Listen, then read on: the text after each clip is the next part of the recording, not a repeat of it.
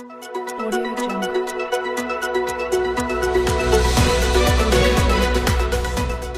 ਤਸਲੀਮ ਇਕਬਾਲ ਸਾਹਿਬ ਜਿਹੜੇ ਨੇ ਉਹ ਇੱਕ ਬਲੈਕਮੇਲਰ ਸਾਫੀ ਨੇ।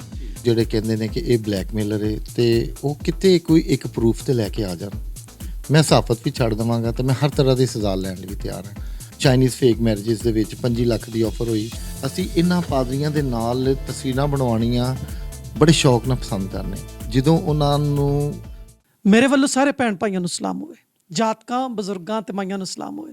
ਅੱਜ ਦੀ ਗੱਲ ਦੇ ਨਾਲ ਨਾਸਰ ਜਮੀਲ ਹਾਜ਼ਰ ਖਿਦਮਤ ਹੈ ਔਰ ਅੱਜ ਦੀ ਗੱਲ ਜਿਹੜੀ ਹੈ ਉਹ ਅਸੀਂ ਮਸੀਹੀ ਸਾਫਤ ਦੇ ਇੱਕ ਨਾਮਵਰ ਸਪੂਤ ਜਿਨ੍ਹਾਂ ਨੂੰ ਸਾਰੀ ਦੁਨੀਆ ਜਾਣਦੀ ਹੈ ਔਰ ਖਾਸ ਤੌਰ ਤੇ ਜਿਹੜਾ ਉਹਨਾਂ ਦਾ ਕੰਮ ਪਰਸੀਕਿਊਸ਼ਨ ਦੇ ਹਵਾਲੇ ਨਾਲ ਹੈ, ਜਿਨ੍ਹਾਂ ਨੂੰ ਅਸੀਂ ਚਰਚ ਪ੍ਰਾਪਰਟੀਜ਼ ਆਖਦੇ ਹਾਂ, ਉਹ ਉਹਨਾਂ ਦੇ ਹਵਾਲੇ ਨਾਲ ਉਹਨਾਂ ਦੀਆਂ ਬਹੁਤ ਸਾਰੀਆਂ ਖਿਦਮਾਤ ਨੇ। ਉਹਦੇ ਇਲਾਵਾ ਜਿੱਥੇ ਵੀ ਕਿਧਰੇ ਜ਼ੁਲਮ ਹੁੰਦਾ ਹੈ, ਖਾਸ ਤੌਰ ਤੇ ਇਕਲੀਅਤਾਂ ਤੇ ਜ਼ੁਲਮ ਹੁੰਦਾ ਹੈ ਔਰ ਇਕਲੀਅਤਾਂ ਤੋਂ ਵੀ ਖਾਸ ਤੌਰ ਤੇ ਬਿਲਖਸੂਸ ਜਦੋਂ ਕ੍ਰਿਸਚਨਾਂ ਤੇ ਜ਼ੁਲਮ ਹੁੰਦਾ ਔਰ ਉਹਦੇ ਤੋਂ ਹੀ ਵੱਧ ਕੇ ਜਦੋਂ ਖੁਦਾ ਨਾ ਖਾਸਤਾ ਸਾਡੀ ਕਿਸੇ ਬੱਚੀ ਦੇ ਨਾਲ ਕੋਈ ਪ੍ਰੋਬਲਮ ਹੁੰਦੀ ਹੈ ਤੇ ਜਿਹੜਾ ਨਾਂ ਸਭ ਤੋਂ ਪਹਿਲੋਂ ਸਾਨੂੰ ਸੁਣਾਈ ਦਿੰਦਾ ਹੈ ਜਾਂ ਜਿਸ ਮੂੰਹ ਦੇ ਵਿੱਚੋਂ ਅਸੀਂ ਸਭ ਤੋਂ ਪਹਿਲੋਂ ਖਬਰ ਸੁਣਨੇ ਆ ਕਿ ਜੀ ਇਹ ਗੱਲ ਹੋ ਗਈ ਹੈ, ਔਰ ਉਹਦੇ ਬਾਅਦ ਫਿਰ ਸਿਰਫ ਖਬਰ ਨਹੀਂ ਉਹ ਦਿੰਦੇ, ਉਹਦੇ ਤੇ ਪਹਿਰਾ ਵੀ ਦਿੰਦੇ ਨੇ ਔਰ ਉਹਨਾਂ ਦੇ ਕੇਸਿਸ ਵੀ ਲੜਦੇ ਨੇ ਔਰ ਇਸ ਵਜ੍ਹਾ ਨਾਲ ਬਹੁਤ ਵਾਰੀ ਕੰਟਰੋਵਰਸ਼ੀਅਲ ਵੀ ਹੋ ਜਾਂਦੇ ਨੇ ਔਰ ਬਹੁਤ ਸਾਰੀਆਂ ਚੀਜ਼ਾਂ ਜਿਹੜੀਆਂ ਨੇ ਮੁਤਨਾਜ਼ਾ ਉਹਨਾਂ ਦੇ ਨਾਂ ਜੋੜ ਦਿੱਤੀਆਂ ਜਾਂਦੀਆਂ ਨੇ। ਮੇਰੀ ਮੁਰਾਦ ਸਲੀਮ ਇਕਬਾਲ ਸਾਹਿਬ ਤੋਂ ਹੈ।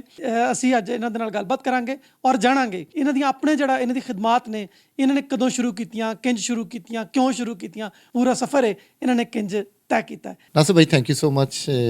ਇੱਜ਼ਤ ਅਫਜ਼ਾਈ ਵਾਸਤੇ ਮੈਂ ਤੁਹਾਡਾ ਸ਼ੁਕਰਗੁਜ਼ਾਰ ਹਾਂ ਔਰ ਮੈਂ ਆਪਣੀ ਖਿਦਮਾਤ ਦੇ ਤਾਲੁਕ ਨਾਲ ਇਹ ਦੱਸਣਾ ਚਾਹਾਂਗਾ ਕਿ 25-30 ਸਾਲ ਦਾ ਸਹਾਫਤੀ ਤਜਰਬਾ ਹੈ ਔਰ ਜਿਹੜੇ ਮੇਰੇ ਇਨੀਸ਼ੀਅਲ ਸਟੇਜ 'ਤੇ ਇੰਟਰਵਿਊ ਸਨ ਉਹ ਮੁਲਕ ਦੇ ਨਾਮਵਰ ਸ਼ਖਸੀਅਤ ਨੇ ਜਿਹੜੀਆਂ, ਉਹਨਾਂ ਦੇ ਇੰਟਰਵਿਊ ਸਨ ਜਿਨ੍ਹਾਂ ਦੇ ਵਿੱਚ ਨਈਮ ਬੁਖਾਰੀ ਸਾਹਿਬ, ਤੈਰਾ ਸੈयद, ਗੁਲਾਮ ਮੁਸਤਫਾ ਖਰ, ਅਤਾਉਲਾ ਇਸਾ ਖੇਲਵੀ ਔਰ ਹੋਰ ਇਹਦੇ ਇਲਾਵਾ ਬਹੁਤ ਸਾਰੀ ਜਿਹੜੀ ਸਿਆਸੀ ਸਮਾਜੀ ਸ਼ਖਸੀਅਤ ਸਨ ਉਹਨਾਂ ਦੇ ਇੰਟਰਵਿਊਜ਼ ਸ਼ਾਮਲ ਸਨ। ਤੁਸੀਂ ਕਿਉਂਕਿ ਅਕਲੀਅਤਾਂ ਤੇ ਕੰਮ ਕੀਤਾ ਹੈ, ਅਕਲੀਅਤਾਂ ਦੇ ਪਾਕਿਸਤਾਨ ਦੇ ਵਿੱਚ ਜਿਹੜੇ ਤਹਫੁਜ਼ ਦੇ ਮਾਮਲਾਤ ਨੇ ਔਰ ਜਿਹੜੇ ਗੈਰ ਮਸਾਵੀ ਕਵਾਨੀਨ ਦੇ ਹਵਾਲੇ ਨਾਲ ਗੱਲਬਾਤ ਹੈ, ਉਹਦੇ ਬਾਰੇ ਤੁਸੀਂ ਕੀ ਆਖੋਗੇ? ਨਾਸਰ ਭਾਈ ਅਗਰ ਤੇ ਅਸੀਂ ਤਹਫੁਜ਼ ਦੀ ਗੱਲ ਕਰੀਏ ਕਿ ਪਾਕਿਸਤਾਨ ਦੇ ਵਿੱਚ ਅਕਲੀਅਤਾਂ ਨੂੰ ਤਹਫੁਜ਼ ਹਾਸਲ ਹੈ ਤੇ ਸਰ ਇਹ ਬਿਲਕੁਲ ਝੂਠ ਹੋਏਗਾ, ਕਿਉਂਕਿ ਆਏ ਦਿਨ ਤੁਸੀਂ ਸਮਝ ਸਕਦੇ ਹੋ ਕਿ 12, 13, 14 ਸਾਲ ਤੱਕ ਦੀਆਂ ਜਿਹੜੀਆਂ ਬੱਚੀਆਂ ਉਹਨਾਂ ਦਾ ਜਬਰੀ ਮਜ਼ਹਬ ਤਬਦੀਲ ਕੀਤਾ ਜਾ ਰਿਹਾ ਔਰ ਇਹ ਕਾਨੂੰਨ ਹੀ ਪਾਸ ਨਹੀਂ ਕੀਤਾ ਗਿਆ। ਅਗਰ ਇਹ ਕਾਨੂੰਨ ਪਾਸ ਕਰ ਦਿੱਤਾ ਜਾਂਦਾ ਤਾਂ ਸ਼ਾਇਦ ਸਾਨੂੰ ਕੋਈ ਹੌਸਲਾ ਹੁੰਦਾ ਕਿ ਪਾਕਿਸਤਾਨ ਦੇ ਵਿੱਚ ਮਸੀਹਾਂ ਨੂੰ ਜਿਹੜੇ ਨੇ ਕੋਈ ਮਸਾਵੀ ਹਕੂਕ ਹਾਸਲ ਨੇ। ਇਹਦੇ ਇਲਾਵਾ ਇੱਕ ਦੋ ਮਿਸਾਲਾਂ ਦੇ ਕੇ ਮੈਂ ਸਾਬਤ ਕਰਨਾ ਚਾਹਾਂਗਾ ਕਿ ਇਹ 2-4 ਦਿਨ ਪਹਿਲੇ ਇੱਕ ਡਿਫੈਂਸ ਤੋਂ ਲੜਕੀ ਅਗਵਾ ਹੁੰਦੀ ਹੈ ਕੀਮਤੀ ਗੱਡੀ ਦੇ ਨਾਲ ਔਰ ਕਾਲ ਚੱਲਦੀ ਹੈ ਔਰ ਥੋੜ੍ਹੇ ਦਿਨ ਟਾਈਮ ਬਾਅਦ ਉਹ ਲੜਕੀ ਬਾਜ਼ਿਆਬ ਹੋ ਜਾਂਦੀ ਹੈ ਗੱਡੀ ਸਮੇਤ, ਜਦ ਕਿ ਕਸੂਰ ਦੇ ਵਿੱਚ 14-15 ਦਿਨ ਹੋ ਗਏ ਨੇ 2 ਮਸੀਹੀ ਬੱਚਿਆਂ ਨੂੰ ਤਸ਼ੱਦਦ ਦੇ ਨਾਲ ਕਤਲ ਕੀਤਾ ਗਿਆ। ਇਲਾਕੇ 'ਚ ਖੌਫੋ ਹਿਰਾਸ ਹੈ, ਲੇਕਿਨ 14-15 ਦਿਨਾਂ ਦੇ ਵਿੱਚ ਮੁਲਜ਼ਮ ਨਹੀਂ ਗ੍ਰਿਫਤਾਰ ਹੋ ਸਕੇ ਔਰ ਜਿੱਥੇ ਵੀ ਕੋਈ ਕਾਰਵਾਈ ਹੁੰਦੀ ਹੈ ਪੁਲਿਸ ਦਾ ਦਾਅਵਾ ਇਹ ਹੁੰਦਾ ਹੈ ਕਿ ਜੇ ਅਸੀਂ ਜਦੀਦ ਟੈਕਨੋਲੋਜੀ ਦੇ ਤਹਿਤ ਇਹ ਮੁਲਜ਼ਮ ਗ੍ਰਿਫਤਾਰ ਕਰ ਲਏ। ਤੇ ਮੈਂ ਸਿਰਫ ਇਹ ਕਹਿਣਾ ਚਾਹਾਂਗਾ ਮਸੀਹਾਂ ਵਾਰੀ ਇਹ ਸਾਰੀ ਟੈਕਨੋਲੋਜੀ ਕਿਉਂ ਠੁੱਸ ਹੋ ਜਾਂਦੀ ਹੈ, ਉਦੋਂ ਕਿਉਂ ਨਹੀਂ ਇਹ ਸਾਰੇ ਜਿਹੜੇ ਟੈਕਨੋਲੋਜੀ ਦੇ ਆਲਾਤ ਨੇ ਬਰੋਏਕਾਰ ਲੈ ਜਾਂਦੇ।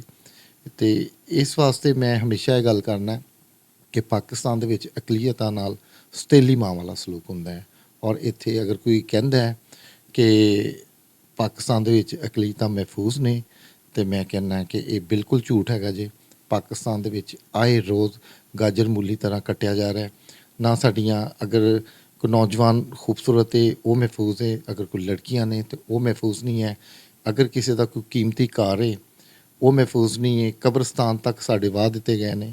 ਤੇ ਅਸੀਂ ਇਹ ਸਾਰੀਆਂ ਗੱਲਾਂ ਨੂੰ ਕਿਸ ਤਨਾਜ਼ਰ ਵਿੱਚ ਦੇਖਾਂਗੇ? ਪਿਛਲੇ 25-30 ਸਾਲ ਤੋਂ ਤੁਸੀਂ ਕੰਮ ਕਰ ਰਹੇ ਹੋ, ਅਦਮ ਤਹਫੁਜ਼ ਵਾਲਾ ਜਿਹੜਾ ਸਿਲਸਿਲਾ ਹੈ ਤੁਹਾਡੀ ਜ਼ਾਤ ਨੇ ਕਦੋਂ ਅੰਡਰਸਟੈਂਡ ਕੀਤਾ? ਮੈਂ ਰੋਜ਼ਨਾਮਾ ਸਹਾਫਤ ਦੇ ਵਿੱਚ ਕੰਮ ਕਰ ਰਿਹਾ ਸੀ ਔਰ ਬੜਾ ਅੱਛਾ ਸਿਲਸਿਲਾ ਚੱਲ ਰਿਹਾ ਸੀ ਔਰ ਉੱਥੇ ਕੁਝ ਅੰਦਰ ਮਾਮਲਾਤ ਰਿਪੋਰਟਰਸ ਦੇ ਤੇ ਮਾਲਕਾਂ ਦੇ ਵਿਗੜੇ। ਮਾਲਕਾਂ ਨੇ ਮੈਨੂੰ ਕਿਹਾ ਕਿ ਤੂੰ 2-4 ਦਿਨ ਇਕੱਲਾ ਕੰਮ ਕਰ ਸਕਣਾ ਹੈ। ਮੈਂ ਕਿਹਾ ਜੀ ਮੈਂ ਬਿਲਕੁਲ ਕਰ ਸਕਦਾ ਹੈ। ਤੇ ਉਹਦੇ ਬਾਅਦ ਉਹਨੇ ਮੈਨੂੰ ਐਸ ਚੀਫ ਰਿਪੋਰਟਰ ਅਪੁਆਇੰਟ ਕਰ ਦਿੱਤਾ ਸਹਾਫਤ ਦੁਪਹਿਰ ਅਖਬਾਰ ਵਾਸਤੇ। ਤੇ ਉਹਦੇ ਬਾਅਦ ਲੋਕਾਂ ਨੇ ਇਹ ਕਹਿਣਾ ਸ਼ੁਰੂ ਕਰ ਦਿੱਤਾ ਕਿ ਹੁਣ ਅਸੀਂ ਕਿ ਚੂੜੇ ਦੇ ਥੱਲੇ ਕੰਮ ਕਰਾਂਗੇ, ਜਾਂ ਇਹਨੂੰ ਰੱਖ ਲਓ ਜਾਂ ਸਾਨੂੰ ਰੱਖ ਲਓ। ਤੇ ਫਿਰ ਮੈਂ ਸੋਚਿਆ ਕਿ ਨਹੀਂ ਯਾਰ, ਮੈਂ ਹੁਣ ਕਿਸੇ ਅਖਬਾਰ ਨਾਲ ਕੰਮ ਨਹੀਂ ਕਰਾਂਗਾ, ਮੈਂ ਆਪਣੇ ਹੀ ਅਖਬਾਰ ਕਰਾਂਗਾ ਔਰ ਆਪਣੇ ਲੋਕਾਂ ਦੀ ਆਵਾਜ਼ ਬਣਾਂਗਾ। ਔਰ ਉਹਦੇ ਬਾਅਦ ਫਿਰ ਮੈਂ ਐਵਰ ਨਿਊ ਦੇ ਨਾਂ ਤੋਂ ਇੱਕ ਵੀਕਲੀ ਅਖਬਾਰ ਚਲਾਇਆ ਔਰ ਮੈਂ ਆਪਣੀ ਲੋਕਾਂ ਦੀ ਆਵਾਜ਼ ਬਣਿਆ। ਆਮ ਤੌਰ ਤੇ ਸਲੀਮ ਇਕਬਾਲ ਸਾਹਿਬ ਦੇ ਬਾਰੇ ਆਖਿਆ ਜਾਂਦਾ ਹੈ ਕਿ ਸਲੀਮ ਇਕਬਾਲ ਸਾਹਿਬ ਜਿਹੜੇ ਨੇ ਉਹ ਇੱਕ ਬਲੈਕਮੇਲਰ ਸਾਫੀ ਨੇ ਔਰ ਉਹਨਾਂ ਨੇ ਬੜੇ ਬੜੇ ਪੈਸੇ ਚੰਬੇ ਨੇ ਔਰ ਮਜ਼ਹਬੀ ਇਬਾਦਤਗਾਹਾਂ ਦੇ ਨਾਲ ਜੁੜੀਆਂ ਹੋਈਆਂ ਜਿਹੜੀ ਪ੍ਰਾਪਰਟੀਆਂ ਨੇ ਜਾਂ ਜਿਹੜੇ ਮਜ਼ਹਬੀ ਰਹਿਨੁਮਾ ਨੇ ਜਾਂ ਸਿਆਸੀ ਲੀਡਰਸ ਨੇ, ਤੁਸੀਂ ਉਹਨਾਂ ਕੋਲੋਂ ਬੜੇ ਪੈਸੇ ਬਣਾਏ ਨੇ ਔਰ ਤੁਸੀਂ ਇੱਕ ਬਲੈਕਮੇਲਰ ਹੋ। ਇਹਦੇ ਬਾਰੇ ਤੁਸੀਂ ਕੀ ਆਖੋਗੇ? ਮੈਂ ਇਹ ਸਮਝਦਾ ਕਿ ਇਹ ਲੋਕ ਜਿਹੜੇ ਕਹਿੰਦੇ ਨੇ ਕਿ ਇਹ ਬਲੈਕਮੇਲਰ ਹੈ ਤੇ ਉਹ ਕਿਤੇ ਕੋਈ ਇੱਕ ਪ੍ਰੂਫ ਤੇ ਲੈ ਕੇ ਆ ਜਾਣ। ਮੈਂ ਸਹਾਫਤ ਵੀ ਛੱਡ ਦੇਵਾਂਗਾ ਤੇ ਮੈਂ ਹਰ ਤਰ੍ਹਾਂ ਦੀ ਸਜ਼ਾ ਲੈਣ ਲਈ ਵੀ ਤਿਆਰ ਹਾਂ। ਅਗਰ ਕਿਸੇ ਇਦਾਰੇ ਨੂੰ ਬਲੈਕਮੇਲ ਕੀਤਾ ਹੈ, ਕੋਈ ਵੱਡੀ ਲੀਡਰਸ਼ਿਪ, ਕੋਈ ਛੋਟੀ ਲੀਡਰਸ਼ਿਪ, ਚਰਚਿਸ ਦੇ ਨੇ ਜਾਂ ਮਸੀਹੀ ਇਦਾਰਿਆਂ ਦੇ ਕੋਈ ਸਰਬਰਾਹਾਂ ਨੇ, ਮੈਂ ਤੇ ਹਮੇਸ਼ਾ ਹੀ ਸਾਰੇ ਜਿਹੜੇ ਸਕੈਂਡਲਸ ਨੇ ਉਹਨਾਂ ਨੂੰ ਐਕਸਪੋਜ਼ ਕੀਤਾ। ਚਾਈਨੀਜ਼ ਫੇਕ ਮੈਰਿਜਸ ਦੇ ਵਿੱਚ 5 ਲੱਖ ਦੀ ਆਫਰ ਹੋਈ। ਅਗਰ ਮੈਂ ਪੈਸਾ ਫੜਿਆ ਹੁੰਦਾ ਤੇ ਮੈਂ ਬੋਲਦਾ ਤੇ ਨਾ, ਲੇਕਿਨ ਖੁਦਾ ਦਾ ਸ਼ੁਕਰ ਹੈ ਉਹਦੇ ਵਿੱਚ ਐਕਸਪੋਜ਼ਰ ਮਿਲਿਆ। ਫਿਰ ਉਹਦੇ ਬਾਅਦ UCH ਦਾ ਜਿਹੜਾ ਸੀ, ਅਗਰ ਮੈਂ ਬਲੈਕਮੇਲਰ ਹੁੰਦਾ ਤੇ ਮੈਂ ਪੈਸੇ ਫੜਦੇ ਉਹ ਲੋਕਾਂ ਨੂੰ ਨਾਮ ਨਹਾਦ ਜਿਹੜੇ ਉੱਥੇ ਲੀਡਰਸ ਬਣੇ ਬੈਠੇ ਨੇ ਤੇ ਮੈਂ ਉਹਨਾਂ ਦੇ ਪੈਸੇ ਫੜਦੇ ਦੀ ਵੀਡੀਓ ਦਿਖਾਈਆਂ। ਔਰ ਤੁਹਾਨੂੰ ਪਤਾ ਕਿ ਬਲੈਕਮੇਲਿੰਗ ਕਿੰਝ ਹੁੰਦੀ ਹੈ। ਔਰ ਫਿਰ ਉਹਦੇ ਬਾਅਦ ਫੋਰਸਡੈਲ ਵੇਚੀ ਗਈ। ਉਦੋਂ ਮੈਨੂੰ 10 ਲੱਖ ਤੱਕ ਦੀ ਆਫਰ ਹੋਈ ਕਿ ਮੂੰਹ ਬੰਦ ਕਰ ਲੈ। ਇੰਗਲੈਂਡ ਤੋਂ ਕਿਸੇ ਸ਼ਖਸ ਨੇ ਫੋਨ ਕੀਤਾ, ਉਹ ਜਿਹੜੀ ਡੀਲ ਸੀ ਉਹਨੂੰ ਕੈਂਸਲ ਵੀ ਕਰਵਾਇਆ ਔਰ ਉਹਨਾਂ ਦਾ ਦਫ਼ਤਰ ਵੀ ਉੱਥੋਂ ਖਤਮ ਹੋਇਆ, ਜਿਹੜੇ ਲੈਂਡ ਮਾਫੀਆ ਦੇ ਲੋਕ ਸਨ। ਔਰ ਫਿਰ ਇਹਦੇ ਇਲਾਵਾ ਹੁਣ ਦੱਸੋ ਕਿ ਸਹਾਫੀ ਜਿਹੜੇ ਬਲੈਕਮੇਲਰ ਹੁੰਦੇ ਨੇ ਉਹ ਤੇ ਐਵੇਂ ਇੱਕ ਚੁਟਕਲਾ ਜਿਹਾ ਛੱਡਦੇ ਨੇ ਕਿ ਕੱਲ ਮੈਂ ਇਹ ਖਬਰ ਜਿਹੜੀ ਐਕਸਪੋਜ਼ ਕਰਾਂਗਾ, ਇਹ ਵੀਡੀਓ ਮੇਰੇ ਕੋਲ ਹੈ। ਉਹਦੇ ਦੌਰਾਨ ਡੀਲ ਹੋ ਜਾਂਦੀ ਹੈ ਤੇ ਖਬਰ ਐਕਸਪੋਜ਼ ਨਹੀਂ ਹੁੰਦੀ।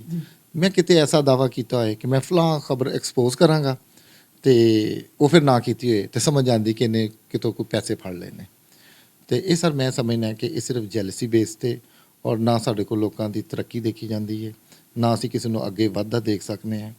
ਔਰ ਮਤਲਬ ਉਹਨਾਂ ਨੂੰ ਮੈਨੂੰ ਬਲੈਕਮੇਲਰ ਕਹਿ ਕੇ ਅਗਰ ਕੋਈ ਦਿਲੀ ਸਕੂਨ ਜਾਂ ਤਸਕੀਨ ਮਿਲਦੀ ਹੈ ਤਾਂ ਮੈਂ ਸਮਝਦਾ ਕਿ ਜਾਣ ਮੈਨੂੰ ਕੋਈ ਫਰਕ ਨਹੀਂ ਪੈਂਦਾ। ਖੁਦਾ ਦਾ ਸ਼ੁਕਰ ਹੈ, ਖੁਦਾ ਇੱਜ਼ਤ ਦੇ ਰਿਹਾ ਔਰ ਕੰਮ ਵੀ ਕਰ ਰਹੇ ਹਾਂ। ਜਿਹੋ ਜਿਹਾ ਲੂਲਾ ਲੰਗੜਾ ਹੈ ਲੇਕਿਨ ਆਪਣੀ ਕੌਮ ਦੀ ਆਵਾਜ਼ ਬਣ ਰਹੇ। ਇਸ ਸਾਰੇ ਸਫ਼ਰ ਦੇ ਦੌਰਾਨ ਕਦੀ ਤੁਹਾਨੂੰ ਅਦਾਲਤ ਦਾ ਜਾਂ ਥਾਣੇ ਦਾ ਜਾਂ ਇਸ ਤਰ੍ਹਾਂ ਥ੍ਰੈਟਸ ਇਹ ਉਹ ਆਮ ਤੌਰ ਤੇ ਜਿਸ ਤਰ੍ਹਾਂ ਲੋਕੀ ਸਾਫੀ ਕਹਿੰਦੇ ਨੇ ਉਹਨਾਂ ਨੂੰ ਮਿਲੇ ਨੇ, ਤੁਹਾਨੂੰ ਕਦੀ ਕਿਸੇ ਨੇ, ਕਿਸੇ ਸ਼ਖਸ ਨੇ ਜਾਂ ਕਿਸੇ ਇਦਾਰੇ ਨੇ ਤੁਹਾਡੇ ਤੇ ਕੇਸ ਕੀਤਾ ਹੋਵੇ ਜਾਂ ਕਿਸੇ ਖਬਰ ਲਾਉਣ ਦੀ ਵਜ੍ਹਾ ਨਾਲ ਤੁਹਾਨੂੰ ਜਾਂ ਤੁਹਾਡੀ ਫੈਮਿਲੀ ਨੂੰ ਕਦੀ ਕਿਸੇ ਤਰ੍ਹਾਂ ਦਾ ਕੋਈ ਪ੍ਰੋਬਲਮ ਆਇਆ ਹੋਵੇ? ਜਿੱਥੋਂ ਤੱਕ ਫੈਮਿਲੀ ਦਾ ਤਾਲੁਕ ਹੈ ਤੇ ਸਭ ਤੋਂ ਪਹਿਲੇ ਤਾਂ ਮੈਨੂੰ ਇੱਕ ਕੇਸ ਸੀ, ਉਹਦੇ ਹਵਾਲੇ ਨਾਲ ਬਹੁਤ ਜ਼ਿਆਦਾ ਥ੍ਰੈਟ ਕੀਤਾ ਗਿਆ।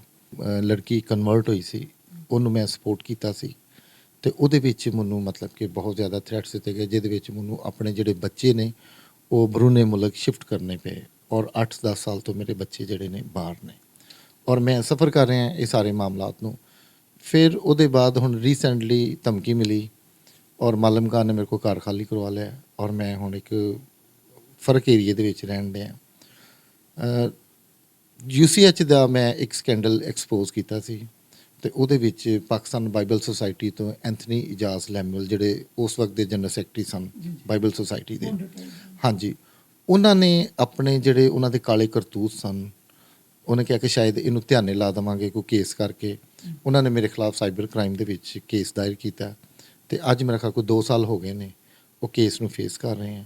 ਉਹਨਾਂ ਨੇ ਬਦਦਿਆਨਤੀ ਦੇ ਤੌਰ ਤੇ ਮੈਨੂੰ ਇਸ਼ਤਿਹਾਰੀ ਕਰਾਰ ਦਵਾਇਆ, ਮੇਰੇ ਤੱਕ ਨੋਟਿਸ ਨਹੀਂ ਆਉਣ ਦਿੱਤੇ, ਲੇਕਿਨ ਖੁਦਾ ਦਾ ਸ਼ੁਕਰ ਹੈ ਕਿ ਇਸ਼ਤਿਹਾਰੀ ਹੋਣ ਤੋਂ ਪਹਿਲੇ ਕਿਸੇ ਤਰੀਕੇ ਨਾਲ ਮੇਰੇ ਤੱਕ ਖਬਰ ਪਹੁੰਚ ਗਈ। ਔਰ ਦੇਖੋ ਨਾਸਰ ਭਾਈ ਮੁਕਾਫਾਤੇ ਅਮਲ ਹੈ ਕਿ ਉਹਨਾਂ ਨੇ ਮੈਨੂੰ ਇਸ਼ਤਿਹਾਰੀ ਕਰਾਇਆ ਤੇ ਬਾਅਦ ਵਿੱਚ ਉਹ ਆਪ ਅਦਾਲਤੀ ਇਸ਼ਤਿਹਾਰੀ ਹੋ ਗਏ, ਪੇਸ਼ ਹੋ ਰਹੇ ਨੇ ਤੇ 2 ਸਾਲ ਤੋਂ ਕਰ ਰਹੇ। ਲੇਕਿਨ ਸਰ ਇਹ ਧਮਕੀਆਂ, ਇਹ ਕੇਸ ਨਾ ਤਾਂ ਸਵਾਲ ਕਰਨ ਤੋਂ ਡੱਕ ਸਕਦੇ ਨੇ ਸਾਨੂੰ ਤੇ ਨਾ ਕੰਮ ਕਰਨ ਤੋਂ ਡੱਕ ਸਕਦੇ ਨੇ। ਮੌਜੂਦਾ ਸੂਰਤ ਹਾਲ ਦੇ ਵਿੱਚ ਸਾਡੀ ਜਿਹੜੀ ਸਿਆਸੀ ਔਰ ਸਮਾਜੀ ਲੀਡਰਸ਼ਿਪ ਹੈ ਉਹ ਔਰ ਬਾਕੀ ਮਜ਼ਹਬੀ ਵੀ ਮੈਂ ਨਾਲ ਐਡ ਕਰ ਲੈਣਾ ਜਾਂ ਹਰ ਤਰ੍ਹਾਂ ਦੀ ਜਿਹੜੀ ਸਾਡੀ ਇਕਲੀਤਾਂ ਦੀ ਲੀਡਰਸ਼ਿਪ ਹੈ ਉਹ ਕਿੰਨੀ ਜ਼ਿੰਮੇਦਾਰ ਹੈ ਮੌਜੂਦਾ ਜਿਹੜੀ ਤੁਸੀਂ ਨਾ ਗੁਫਤਾਬੇ ਔਰ ਜਿੱਡੀ ਔਖੀ ਸੂਰਤ ਹਾਲ ਤੁਸੀਂ ਦੱਸਦੇ ਪਏ ਹੋ ਔਰ ਜਿਹੜੀ ਖਰਾਬ ਸੂਰਤ ਹਾਲ ਦੱਸਦੇ ਪਏ ਹੋ, ਉਹ ਕਿੰਨੇ ਜ਼ਿੰਮੇਦਾਰ ਨੇ? ਸਹਾਫੀ ਕਿੰਨੇ ਜ਼ਿੰਮੇਦਾਰ ਨੇ? ਵਕੀਲ ਕਿੰਨੇ ਜ਼ਿੰਮੇਦਾਰ ਨੇ? ਯਾਨੀ ਅਸੀਂ ਬਤੌਰ ਕਮਿਊਨਿਟੀ ਦੇ ਜਿੰਨੇ ਵੀ ਐਂਗਲਸ ਆ ਕੌਣ ਕਿੰਨਾ ਜ਼ਿੰਮੇਦਾਰ ਹੈ, ਜ਼ਰਾ ਦੱਸਿਆ ਜੇ। ਮੈਂ ਸਮਝਣਾ ਕਿ ਹਰ ਬੰਦਾ ਆਪਣੇ ਵੱਲੋਂ ਤੋਂ ਜ਼ਿੰਮੇਦਾਰੀ ਨਾਲ ਕਰ ਰਿਹਾ, ਲੇਕਿਨ ਅਸਰੇ ਹਾਜ਼ਰ ਦੀ ਜਿਹੜੀ ਜ਼ਰੂਰੀਆਤ ਨੇ ਉਹ ਬਹੁਤ ਜ਼ਿਆਦਾ ਨੇ ਕਿ ਬਹੁਤ ਜ਼ਿਆਦਾ ਕੰਮ ਕਰਨ ਦੀ ਜ਼ਰੂਰਤ ਹੈ, ਲੇਕਿਨ ਸ਼ਾਇਦ ਬਹੁਤ ਸਲੋ ਕੰਮ ਕੀਤਾ ਜਾ ਰਿਹਾ। ਪਹਿਲੇ ਤੇ ਹਰ ਚਰਚ, ਹਰ ਇਦਾਰੇ ਨੂੰ ਜਿਹੜੀਆਂ ਮੌਜੂਦਾ ਨਜ਼ਰੀਆ ਜ਼ਰੂਰਤ ਦੇ ਤਹਿਤ ਜ਼ਰੂਰਤਾਂ ਨੇ ਸਾਨੂੰ ਉਹਨਾਂ ਨੂੰ ਦੇਖਣ ਦੀ ਲੋੜ ਹੈਗੀ ਹੈ। ਲੇਕਿਨ ਚਰਚ ਦੀ ਜਿਹੜੀ ਐਕਟੀਵਿਟੀਜ਼ ਜਾਂ ਚਰਚ ਦਾ ਫੋਕਸ ਹੈ ਸ਼ਾਇਦ ਉਹ ਆਪਣੇ ਮਿਸ਼ਨ ਵਰਕ ਤੇ ਸਮ ਟਾਈਮ ਅਸੀਂ ਸਮਝਨੇ ਕਿ ਪਰਸੀਕਿਊਸ਼ਨ ਬਹੁਤ ਅਹਿਮ ਇਸ਼ੂ ਹੈ, ਸਾਰੇ ਚਰਚਿਸ ਨੂੰ ਇੱਥੇ ਕੰਮ ਕਰਨਾ ਚਾਹੀਦਾ ਹੈ। ਲੇਕਿਨ ਸ਼ਾਇਦ ਉਹਨਾਂ ਦੀ ਨਜ਼ਰ ਵਿੱਚ ਡਿਸਾਈਪਲ ਮੇਕਿੰਗ, ਬਾਈਬਲ ਟੀਚਿੰਗ ਉਹ ਜ਼ਿਆਦਾ ਅਹਿਮ ਨੇ। ਲੇਕਿਨ ਇਹਦੇ ਵਿੱਚ ਇਹ ਕਿ ਕਮ ਅਜ਼ ਕਮ ਕੋਈ ਪੋਰਸ਼ਨ ਤੇ ਬਣਾ ਦੇਣੇ ਚਾਹੀਦੇ ਨੇ ਕਿ ਅਸੀਂ ਚਰਚ ਜਿਹੜਾ ਡਿਸਕ੍ਰਿਮੀਨੇਸ਼ਨ ਨੂੰ ਵੀ ਦੇਖੇਗਾ, ਪਰਸੀਕਿਊਸ਼ਨ ਨੂੰ ਵੀ ਦੇਖੇਗਾ, ਔਰ ਫਿਰ ਉਹਦੇ ਬਾਅਦ ਯੂਥ ਦੀ ਤਰਬੀਅਤ ਵਾਸਤੇ ਵੀ ਕੰਮ ਕਰੇਗਾ। ਲੇਕਿਨ ਬਸ ਹਰ ਬੰਦੇ ਦੀ ਜਿਹੜੀ ਤਰਜੀਹਾਤ ਨੇ ਫਰਕ ਨੇ। ਸਿਆਸੀ ਸਮਾਜੀ ਸ਼ਖਸੀਅਤ ਜਿਹੜੀ ਇਹ ਸਾਰੀ ਸ਼ਖਸੀਅਤ ਨੇ ਇਹ ਕਿਧਰ ਵੀ ਸਟੈਂਡ ਕਰਦੀਆਂ ਨਜ਼ਰ ਨਹੀਂ ਆਉਂਦੀਆਂ। ਉਹਦੀ ਵਜ੍ਹਾ ਹੈ ਕਿ ਪਿੱਛੇ ਤੁਸੀਂ ਸੁਣ ਲਿਆ ਹੋਵੇਗਾ ਸਾਬਕਾ ਮਿਨਿਸਟਰ ਜਿਹੜੇ ਨੇ ਉਹਨਾਂ ਨੇ ਕਿਹਾ ਕਿ ਅਸੀਂ ਭਾਵੇਂ ਇੱਥੇ ਆਮ ਮਸੀਹੀ ਹੈਗੇ ਜਾਂ ਅਸੀਂ ਮਿਨਿਸਟਰ ਹਾਂ, ਸਾਨੂੰ ਹਰ ਸਤ੍ਹਾ ਤੇ ਡਿਸਕ੍ਰਿਮੀਨੇਟ ਕੀਤਾ ਜਾਂਦਾ ਹੈ। ਇੱਥੇ ਮਤਲਬ ਕਿ ਮਸੀਹਾਂ ਦੇ ਹਕੂਕ ਦੀ ਬਿਲਕੁਲ ਵੀ ਗੱਲਬਾਤ ਨਹੀਂ ਕੀਤੀ ਜਾਂਦੀ, ਸਿਰਫ ਇੰਟਰਨੈਸ਼ਨਲ ਦੁਨੀਆ ਨੂੰ ਦਿਖਾਉਣ ਵਾਸਤੇ ਇੱਕ ਢੋਂਗ ਰਚਾਇਆ ਜਾਂਦਾ ਜੇ। ਫਿਰ ਨਾਸਰ ਭਾਈ ਦੇਖ ਸਕਦੇ ਹੋ ਤੁਸੀਂ ਕਿ ਅੱਜ ਜਿਹੜੀ ਪ੍ਰੇਜ਼ ਲਾਈਵ ਨੇ ਆਪਣੀ ਕਾਬੀਨਾ ਬਣਾਈ ਹੈ ਉਹਦੇ ਵਿੱਚ ਇੱਕ ਵੀ ਮਸੀਹੀ ਜਿਹੜਾ ਮਿਨਿਸਟਰ ਨਹੀਂ ਹੈ।